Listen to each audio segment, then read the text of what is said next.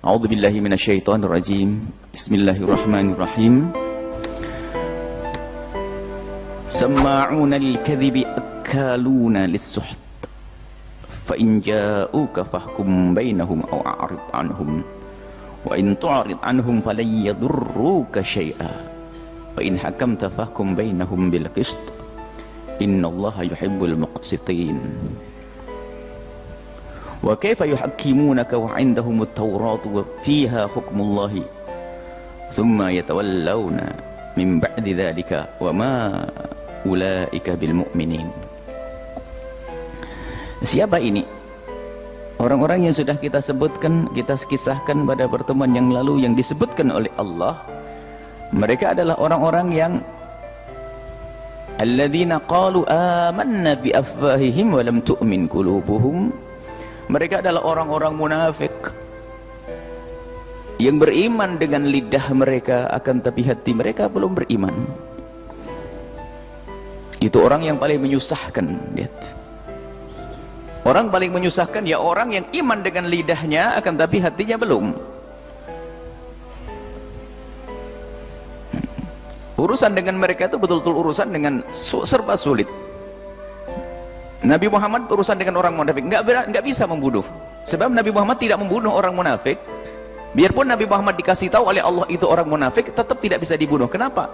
Kalau orang munafik dibunuh oleh Rasulullah, nanti para orang-orang kafir akan berkata Muhammad telah membunuh sahabatnya. Karena apa? Pakai baju kita, kumpul dengan Rasulullah. Ini munafikin, orang munafik merepotkan. Lah orang munafik punya kebiasaan-kebiasaan jelek yang merubah hukum Allah. Kemarin disebutkan, kalau ayat nggak cocok dengan kemauannya, cari atau dirubah. Tidak sesuai dengan penafsiran para ulama terdahulu, hanya mengikuti hawa nafsu mereka. Ini orang munafik disebutkan dalam Al-Quran dengan rinci, dan lanjutannya ini loh kebiasaan mereka. Sama'una lil-kadhibi akkaluna lis-suhat. Sama'una lil-kadhibi. Sama'un, kalau sami'una lil-kadhibi, mendengar kebohongan, tidak munafik. Kalau saya mendengar kalimat yang bohong lalu saya ingkari, tidak munafik. Anda mendengar kalimat yang bohong lalu Anda ingkari, tidak munafik. Kalau sama'un ini mencari-cari untuk mendengar, nyari-nyari. Sama'un al-kadhibi, dia senang dusta, dia mencari, dan sebelum mendengar pun dia sudah meyakini, biarpun tidak sesungguhnya, untuk dijadikan fitnah. Tidak meyakini sebetulnya, pokoknya dia mencari sesuatu yang cocok dengan hawa nafsunya, sesuai dengan hawa nafsunya, dicari, baru diambil. Sama'un, mencari sana sini. Termasuk orang munafik yang kita saksikan pada zaman sekarang. Lihat, sudah ada jelas petuah ulama bunyinya begini, dia nggak terima. Cari, ada ndak ulama yang ngomong yang kira-kira sesuai dengan program saya ini? Nah, cari, biarpun itu dusta, bahkan mungkin ulama yang tidak dianggap. Sama'un al-kadhibi. Jadi kalau sama'un itu adalah bukan sekedar mendengar, tapi mencari-cari untuk mendengar, kemudian wayakbaluna, menerima dusta itu dengan perilakunya, dan dianggap dusta itu adalah sebuah kebenaran, lalu disebarkan kepada yang lainnya. Itu orang munafik. Dan dicontohkan juga sebelumnya adalah orang-orang Yahudi. Dia merubah ayat-ayat Taurat, firman-firman Allah di dalam kitab Taurat dirubah, dan jika ada yang tidak cocok, cari yang cocok, yang tidak cocok dibuang. Kemudian akaluna lis-suhat, mereka suka makan sesuatu yang haram. Jadi buah dari sering mendengar dusta itu, kalau Anda sering mendengar dusta, maka Anda pun mudah mengambil yang haram. Ini adalah sebab akibat. Kalau sudah sering mendengar yang dusta dan mencari dusta, makanya termasuk diantaranya berguru kepada Mbah Google sama Mbah Yahoo. Ini hati-hati, nggak mau deket sama ulama, mentang-mentang dia jago internet, kalau ada masalah langsung cari Mbah Google. Ini bisa saja masuk sama'un al-kadhib, tidak mencari referensi yang jelas. Bolehlah kita masuk website yang jelas miliknya fulan, Ustadz fulan, Kiai fulan, Habib fulan, oke, jelas. Akan tapi kalau sudah liar, dia tidak mengerti. Apalagi sekarang sudah begitu bebas orang berkomentar, berkata, menyampaikan pesan, mencaci para ulama. Sudah biasa sekarang di media-media sosial itu, naudzubillah. Lah kalau sudah orang biasa mendengar yang dusta, tidak selektif di dalam mendengar. Kalau Anda tidak mendengar dengan cara yang benar, tidak ada filter, tidak ada pilah dan pilih di dalam mendengar, siapa yang harus aku dengar? Kalau Anda tidak memilah dan memilih, maka Anda masuk pendengaran, mendengarkan yang dusta. Apalagi kalau sudah Anda gemar mencari seperti itu, mencari dusta, akibatnya apa? Sudah tidak takut lagi dengan yang haram. Akaluna lis-suhud, mudah menjadi orang yang makan yang haram. Sudah tahu dikatakan para ulama ini adalah haram, cari-cari halam, jadi pelan ragu ya haramnya aja. Bahkan mengatakan repot kalau sudah dengan ulama semuanya jadi haram, haram, haram. Lihat, berani akaluna lis-suhud, makan makanan yang haram.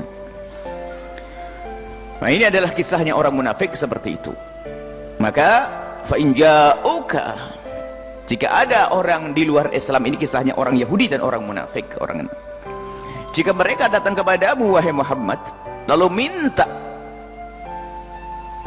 hukum darimu, fahkum bainahum, ya nggak apa-apa, kau beri, artinya kau jelaskan hukum seperti yang engkau ketahui. Nah, ini kisahnya orang Yahudi datang kepada Rasulullah minta hukum, padahal mereka juga punya hukum sendiri. Kisah hukum rajam yang ada di dalam kitab Taurat. Mereka tidak menghukum rajam karena yang melakukan perzinahan adalah orang kaya yang melakukan kesalahan. Jadi kalau zina di dalam kisah orang Yahudi itu, zina itu hanya sekedar kejadian yang sesungguhnya sekaligus contoh. Artinya ada semacam kejahatan yang dilakukan oleh orang gara-gara dia punya pangkat, ya. Kalau orang punya pangkat, sehingga hukum ini akan dirubah. Yang semula ada hukum rajam, sehingga karena ini orang berpangkat tidak dirajam, hanya coreng mukanya saja, lalu diajak keliling, selesai. Bisa saja di sebuah negeri karena yang melanggar adalah seorang Pak Ketua RT atau Pak Bupati atau Pak Gubernur misalnya, melakukan sebuah pelanggaran, lihat, sebetulnya kalau orang lain langsung celep masuk penjara, celep masuk penjara, tapi mungkin saja ini karena dia adalah seorang yang punya jabatan, sudah mulai dirubah-rubah. Seperti apa misalnya hukum Al-Quran, hukum Taurat dirubah, dan sudah ada contoh, dan ini akan terjadi dari masa ke masa. Semoga Allah menjauhkan kita dari kemunafikan. Ngeri kemunafikan, sehingga dirubah susah, mau dijerat susah, mau diberi hukum susah, dan ada rekayasa. Dan yang ini Yahudinya atau Nasraninya, orang di luar Islam. Memang kita bukan diajari bermusuhan dengan orang di luar Islam, akan tapi sesuatu yang membuat satu kericuhan kepada kaum muslimin, orang harus bangkit membela. Karena hak kita menjaga 5 hal: hak agama, menjaga agama, hak menjaga jiwa, hak menjaga akal kita, hak menjaga nasab kita, menjaga harta kita. Kita punya hak, harus menjaga asasiyat khamsah itu. 5 hal yang harus kita jaga. Maka yang menodai agama ya bermasalah dia dengan kita. Kalau mereka tidak menodai agama kita, misalnya di kalangan orang atau orang Yahudi, di kalangan orang Yahudi mendiskusikan, lalu mereka berkata Al-Quran tidak benar, ya di kalangan diskusi mereka, hak mereka ngomong begitu. Seperti kita di majelis kita mengatakan agama Nasrani tidak benar, tapi Taurat itu wajar. Tapi kalau sudah di dalam komunitas, saya misalnya di dalam komunitas Yahudi, komunitas Nasrani, lalu mengatakan kamu begini, atau saya mencaci di komunitas mereka, ini sebuah kesalahan karena saya menyakiti hati mereka. Nah ini adalah orang Yahudi. Tapi lagi-lagi munafik ini yang serba salah, membantu orang Yahudi untuk mencari hujah, atau mencari orang Yahudi atau mencari hujah, membantu orang-orang yang telah melakukan pelanggaran. Orang Yahudi kan melakukan pelanggaran di dalam kisah Al-Quran ini. Nanti ada orang munafik yang membantu mencarikan hujah. Coba Anda baca dari masa ke masa, ada orang munafik mencari hujah. Sudah jelas para ulama mengatakan ini adalah salah, misalnya ini nggak boleh, ini nggak benar. Seandainya orang yang melakukan kesalahan minta maaf lalu secara wajah, secara hukum yang berlaku misalnya beres. Tapi masih ada yang membela dari orang yang katanya ahli la ilaha illallah. Yang munafikin mereka membantu mencari hujah. Sama'unal kadhibi. Mereka mencari berita-berita dusta, petuah-petuah ulama yang tidak dianggap, atau petuah ulama yang lemah yang ditolak oleh ulama yang lainnya dimunculkan untuk membela orang-orang yang tidak beriman. Ini kisah sama'unanil kadhibi. Yang biasanya orang begitu ya akaluna lis-suhud. Ya. Bantuan-bantuan yang enggak benar juga masuk. Karena apa? Dia sudah tidak takut kepada Allah Subhanahu wa taala. Yang dicari adalah pangkat, yang dicari harta, dan semoga Allah menjaga umat Islam, khususnya di negeri kita ini tentram, aman, damai, sejahtera. Kalau mereka orang-orang Yahudi itu datang kepadamu minta hukum kepadamu wahai Muhammad, sampaikan sesuai dengan yang engkau ketahui, tentunya yang dari Allah. Makanya Nabi mengatakan bahasanya hukum dalam Islam adalah rajam bagi orang yang pernah sudah punya pasangan lalu melakukan zina, hukumannya rajam. Di Yahudi juga ada.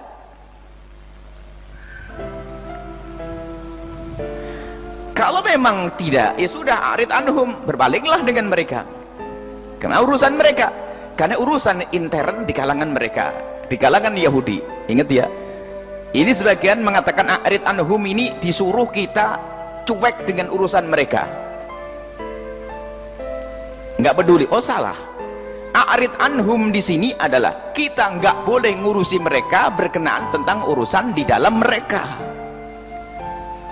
Kira misalnya ada orang Yahudi dan Nasrani konflik lalu datang kepada kita, hukum, beri hukum. Tapi kalau mereka melakukan kesalahan dengan kaum muslimin, ya nggak bisa. Bukan arid anhum, selesaikan, karena telah menodai, orang lain tidak terima. Dan keadilan harus ditegakkan di negara yang di situ ada dasar-dasar Islam.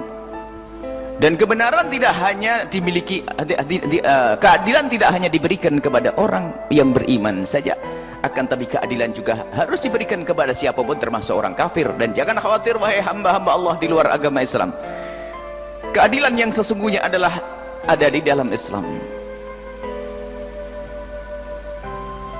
Sayyidina Umar ibn Khattab memberikan keadilan yang sesungguhnya kepada salah satu umat Nabi Muhammad, putra daripada Amr ibn al-As, seorang anak gubernur di Mesir sana, melakukan tindak kekerasan kepada seorang Yahudi, ditempeleng orang Yahudi itu gara-gara nginjek bajunya atau apa begitu. Akhirnya orang Yahudi tidak terima, datang kepada Sayyidina Umar bin Khattab karena tahu kalau ngadukan kepada ayahnya Amr ibn al-As, mungkin yang dibela adalah anaknya. Kalau ngadu kepada gubernur, Amr bin As kan gubernur di Mesir, kalau ngadu kepada gubernur pasti yang dibela anaknya, mungkin begitu anggapan orang Nasrani tersebut. Akhirnya datang kepada Sayyidina Umar bin Khattab, lalu Sayyidina Umar memanggil Sayyidina Amr ibn al-As dan anaknya sekalian, lalu bertanya, apakah ini yang melakukan, yang telah menempelengmu? Benar ya Khalifah. Sudah, balas, pukul dia.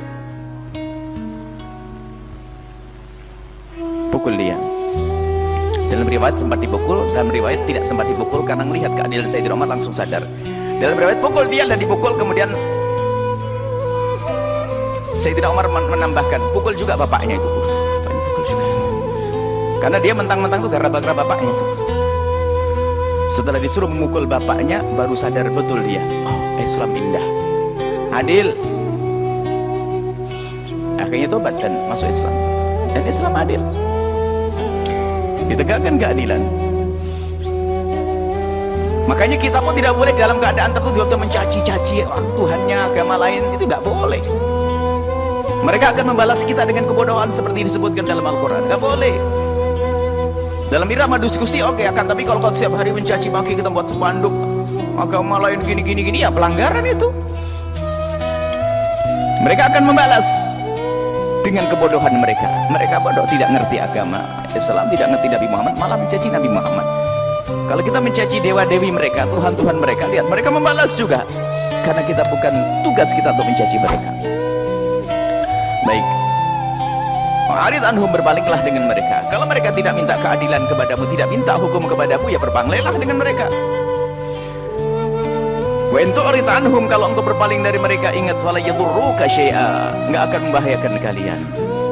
Karena yang menjagamu adalah tidak akan membahayakan engkau wahai Muhammad, karena yang menjagamu adalah Allah. Aku Allah yang bermanfaat. Nabi itu bersemangat untuk menyampaikan kebenaran, untuk menyampaikan keadilan. Akan tapi Allah beli rambu-rambu. Selagi mereka tidak minta hukum kepadamu, ya jangan. Berbaliklah. Kalau minta kepadamu, beri hukum yang benar. Ini pelajaran bagi kita. Tidak perlu ragu kita menampakkan Islam dimanapun berada. Biarpun di tengah-tengah komunitas yang tidak beriman, ketahuilah Islam tetap adil bagi mereka. Hukum apapun, termasuk hukum waris, hukum pernikahan, tidak ada seindah yang ada di dalam Islam. Waris, hukum pembagian waris, keluarga, hak, kewajiban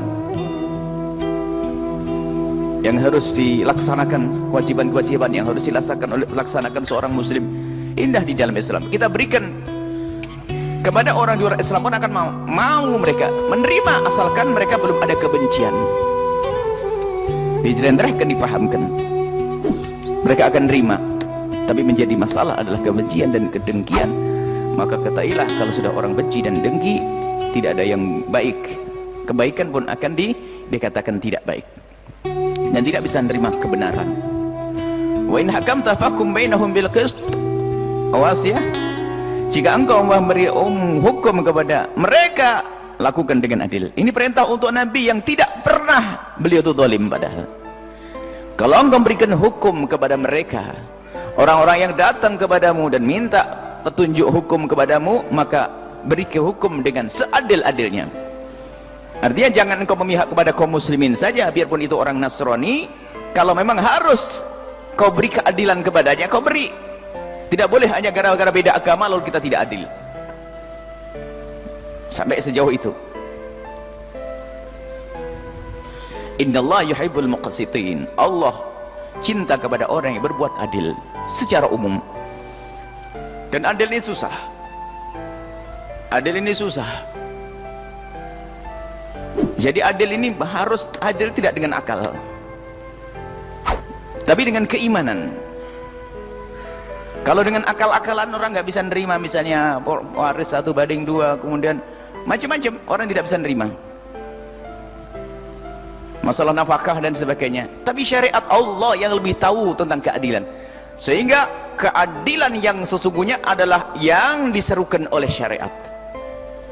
Itu keadilan yang sesungguhnya. Kalaupun kita belum paham, itu akal kita yang belum nyampe. Tapi dengan keimanan orang bisa nerima.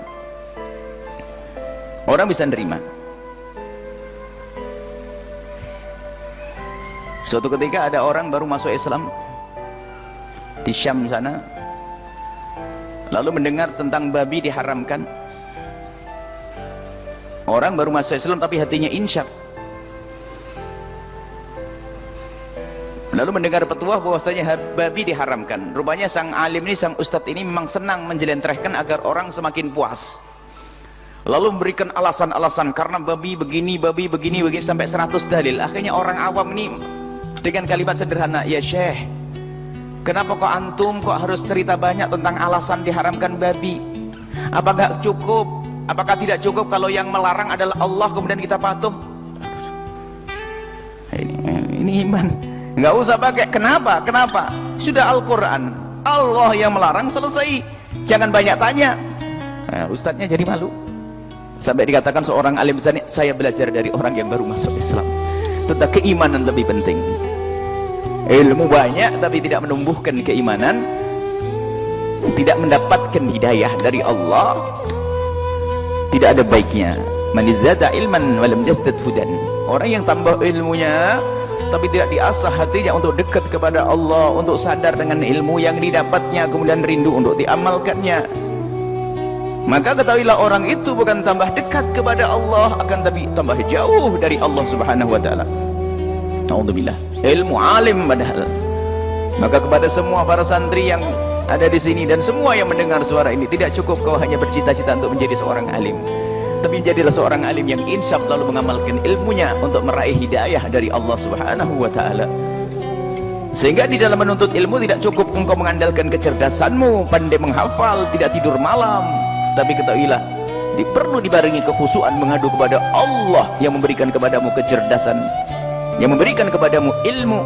Jadi harus ada saat-saat mengadu kepada Allah Subhanahu wa ta'ala, saat meminta kepada Allah Subhanahu wa ta'ala, dan itulah ilmu nur, bukan ilmu tipuan. Ada orang pandai menghafal dengan otaknya, akan tapi tidak pernah ilmu itu la yatajawazu an hanajir, tidak melewati tenggorokannya, hanya pandai berdiskusi di atas meja diskusi, bahkan mungkin pandai berceramah, pandai menyampaikan, akan tapi ternyata tidak masuk ke hatinya. Na'udzubillahi min qaulin bila amal. Kita berlindung kepada Allah dari pandai ngomong tapi tidak bisa mengamalkannya. Semoga Allah mudahkan kita semua untuk mengamalkan apa yang pernah kita ucapkan, mudah mengamalkan apa yang kita dengar. Kemudian wa kaifa yuhaqqimunaka wa indahumut Taurat. Orang-orang Yahudi itu unik. Mereka minta hukum kepada Nabi Muhammad padahal mereka punya Taurat. Lagi-lagi ingat, bukan orang Yahudi saja ini sebetulnya, ini hanya contoh. Ada orang modelnya kayak begitu. Dia sudah ngerti dalam ilmu yang dipelajarinya itu sudah nggak benar, cuman karena ngikuti hawa nafsunya cari. Siapa yang memperbolehkan hatinya cari-cari, keliling sana keliling sini. Akhirnya nyomot mufti-mufti gadungan yang dibuat oleh dia. Fiha hukumullah, di dalam kitab Taurat itu ada hukum Allah. Maka yang harus kita pahami, ada orang modelnya semacam itu. Dia bertanya bukan karena dia tidak mengerti hukumnya, dia sudah tahu, akan tapi dia pengen lari daripada hukum yang sudah tetap itu. Dari orang Yahudi dan orang munafik dari kaum muslimin. Semayatawallawna min ba'di dzalika, tapi tujuannya adalah mereka berpaling sebenarnya dari kebenaran yang bakal engkau berikan. Mereka bukan minta sesungguhnya, hanya barangkali ada gampang ini, tak taunya apa, hukum yang ada di dalam Islam sama dengan yang di Taurat, berpaling, tidak bisa nerima kepadamu wahai Muhammad. Ketemu dengan ulama, tak tanya hukumnya sama dengan selama ini yang dia ketahui dari ulama ini, nggak terima, cari lagi sampai masuk pada ruasa juhala, seperti yang disabdakan Nabi, awas suatu ketika akan masuk masa kita ini orang-orang sudah pada kehilangan orang alimnya ditinggalkan, akhirnya mengangkat orang alim palsu, orang alim gadungan, tidak pernah terbukti dia banyak belajar, hanya dikasih imamah gede, misalnya jubah gede, suruh mangguk-mangguk, nah, fatwanya, apalagi fatwanya lewat Google, bahaya lagi itu. Fatwa itu harus dita'amuli, direnungi, dari membaca ilmu yang diambil dari gurunya, bukan asal comot sana comot sini. Lah mereka bertanya, ada orang bertanya tapi tujuannya bukan mencari kebenaran, harus hati-hati ini. Bertanya tapi untuk mengikuti hawa nafsunya, mencari sesuatu yang berbeda dengan hukum yang selama ini mereka ketahui. Kalau dapat diambil, kan sebelumnya sudah dikatakan in utitum hadza fakhuduh, kan ayat sebelumnya persis. Kalau nanti kita tanya ke Muhammad hukumnya sama dengan yang kita inginkan, ya kita ambil. Kalau tidak, la ilam tu'tau fakhdaru, awas, kalau beda jangan diterima. Lihat sekarang ada kasus misalnya di Indonesia, ulama sudah ngomong begini, wah ada orang heboh cari ini, mendatangkan ulama dari sini ceritain, sama'una lil kadhibi akaluna lis-suhut, itu orang senang mencari-cari dusta. Sementara diajarkan Nabi, sudahlah paling enak kalau kamu salah insyaf, tinggal mengakui kesalahanmu, akan dibuka hidayah buatmu, kemuliaan buatmu. Mengakui kesalahan adalah bukan aib, tapi aib yang sesungguhnya adalah orang yang sombong dengan kesalahannya. Kalau mengakui kesalahannya adalah hebat, karena kita tempatnya salah, kita bukan nabi, bukan malaikat. Kita mengakui kesalahan kita dan menyadari kesalahan kita, kemudian setelah itu kita kembali kepada yang benar, maka ini istimewa. Dan dicontohkan para sahabat-sahabat Nabi SAW juga ada yang melakukan kesalahan, datang kepada Nabi, termasuk melakukan dosa, datang kepada Nabi, diajari bertobat dan seterusnya. Manusia tempatnya salah, maka salah yang sangat salah adalah manusia salah yang tidak pernah merasa bersalah. Itu salah besar itu, malah cari hujah sana sini. Summa yatawallawna min ba'di dzalika. Tapi setelah mendapatkan hukum yang enggak sesuai dengan hawa nafsunya, berpaling. Waduh, ini ulama kolot nih. Kita perlu ulama modern, ulama yang sudah bercampur dengan sudah akal lesotog, yang sedang makan haram dulu pokoknya. Jadi ngerti, orang-orang munafik itu ngerti ulama mana ini. Kalau ulama-ulama soleh mereka takut. Ulama soleh pun dibohongi. Sehingga lihat fatwa-fatwa ulama soleh, ulama yang baik, yang sesuai dengan hawa nafsu mereka, karena soal yang disampaikan berbeda, jawabannya yang mereka ambil. Ini kasus sebagian masyayikh, ada beberapa masyayikh yang telah menyanjung kelompok, misalnya kelompok-kelompok Islam yang ngaco, Islam liberal dan sebagainya, ternyata dari masyayikh besar. Lalu waktu nyodorkan ke beliau bukan menyodorkan pemikiran yang luas, hanya bagaimana anak muda yang berpikir tentang Islam, tentang ini. Oh ya bagus, orang berpikir tentang Islam bagusnya atau diambil deh. Banyak hal-hal yang semacam itu membahayakan. Takutlah kepada Allah. Kita ingin belajar ilmu agar semakin dekat kepada Allah, bukan untuk menggedekan kesombongan kita. Wa ma ulaika bil mu'minin, sesungguhnya mereka yang mengaku beriman akan tetapi ternyata suka mendengarkan dusta, mencari-cari dusta untuk disebarkan,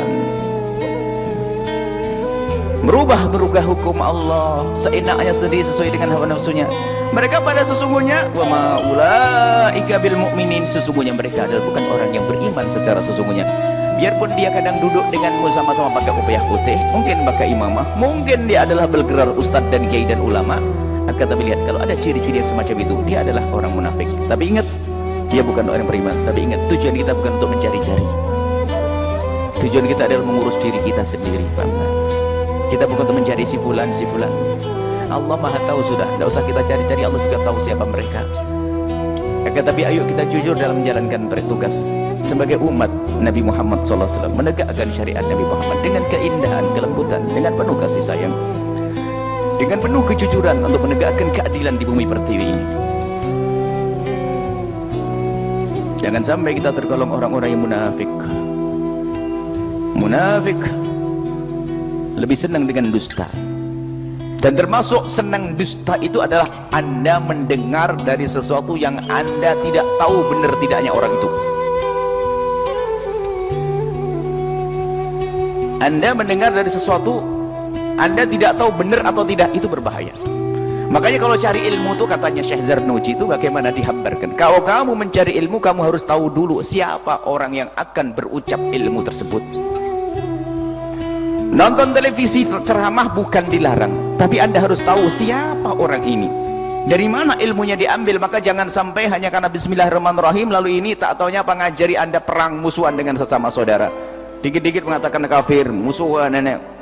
Anda tidak tahu akidahnya. Makanya jangan Anda mudah terpesona dengan kalimat-kalimat yang disampaikan atas nama Islam kecuali Anda tahu dari mana sumbernya, ini kelompok seperti apa orang itu. Jadi Syekh Zarnuji mengajari, kalau kamu menuntut ilmu, sebelum kau menyerahkan dirimu sebagai seorang murid, hendaknya kau harus tahu gurumu itu benar atau tidak. Sebab syarat untuk mendapatkan ilmu adalah harus patuh dong seorang murid kepada guru. Lah kalau gurunya tidak benar, mau dibawa kemana ini murid? Sampai digambarkan seorang murid di hadapan guru itu hendaknya ya kayak mayat di hadapan sang pemandi yang memandikannya, nggak boleh protes kanan dulu deh, nggak ada, diem mayat itu.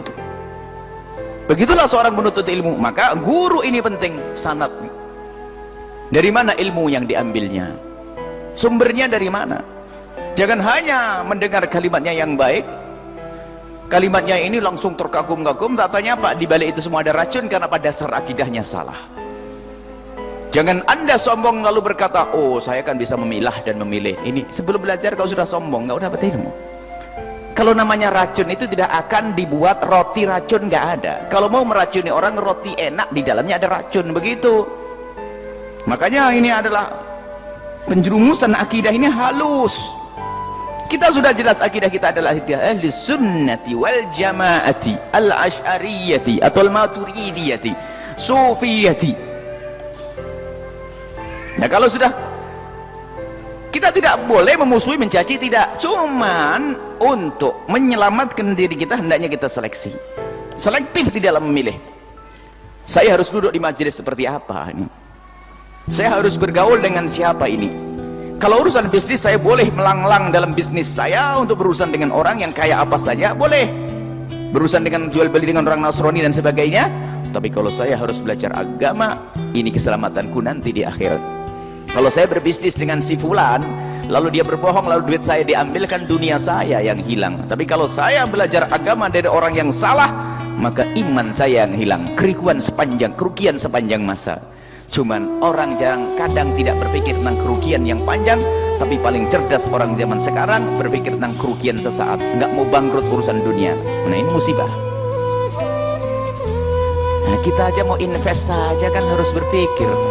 Kecil orang bingung, setiap bulan dapat berapa persen, hilanglah duitmu. Bisnis kok. Tapi orang cerdas yang dalam dunia bisnis gak mau spekulatif asal-asalan begitu. Dia berpikir, saya akan nanam modal, invest di sebuah perusahaan, jelas enggak dia ini jangan-jangan perusahaan palsu ini, hanya berbohong saja, atau duit saya hilang, saya nggak mau. Ini orang cerdas dalam berbisnis, itu urusan bisnis. Maka jago bisnis itu nggak ada yang acak-acakan. Biasanya orang gampang pengen cepat dapat duit itu loh.